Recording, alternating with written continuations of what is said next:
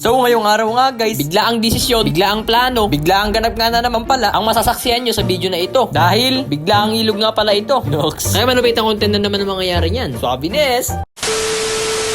Bago nga palang lahat ng yan. Okay, syempre, nandito muna kami sa bahay. After nun, nagpagas nga muna pala kami dito. Dahil wala na nga pala kaming gas. Kaya pinakargaan nga pala namin ng unleaded. And after nun, tumungo na nga pala kami sa may sitio Liloy. Kapitbahay nga lang naman pala ito ng Barangay Pute. Nakarating na nga pala kami. And then ito nga pala yung mga kasama natin for today's video. In-invite nga na ho pala kami dito ni Kuya Jo. Para syempre makapag-content na rin tayo. At makagala syempre. Ito nga pala yung mga utol natin oh. Hey! Buwaba nga pala kami dito sa may highway. At pababa, papunta na rin sa ilaw. Suaviness! After nga ho pala namin buwaba. Okay, syempre, tumuwid nga ho pala kami dito sa may hangin bridge. Nauna na nga po pala yung mga kasama natin. Di after baka 10 minutes nga sigurong paglalayag or mga 5 minutes na siguro. Nakarating na nga ho pala kami dito sa ilog syempre. Naka-auto setup nga ho pala ang ating camping chair. Umaambon na nga pala. Kaya dali na nga pala namin nilabas dito ni Insan yung waterproof na cage para sa cellphone at tumuwid na nga ho pala kami dito sa kabila. Dahil dito nga pala sa kabila ay may lilim. Suaviness! Kain na nga daw ho pala kami. Hindi na nga pala mahugot ni Insan yung kanyang cellphone sa may waterproof na cage. After nga ho pala niya mahugot yung cellphone niya sa may kanyang cage ay dali na nga po pala kami kumain. Budol fight ba? Gusto pa yata magpasubo ni Insan dito sa kamay ko. Kakaiba ka man. At syempre after eating, drinks naman tayo ng soft drinks. Sinubukan nga ho pala nating baliparin dito si Mr. Drowny natin. Para syempre meron tayong aerial view. Ayan na nga ho, nagtayap na nga po si Mr. Drowny natin. At ganito nga ho pala kaganda ang aerial view dito sa Liloy. Sa ilog. Hindi ko na nga pala pinatagal na baliparin dito si Mr. Drowny. Baka malaglag sa tubig. Sayang ang tato. Balito lang naman ang ganap ko ngayon for today's video. Kaya hanggang dito na lang ho ang ating video. Maraming thank you sa panonood. Suaviness!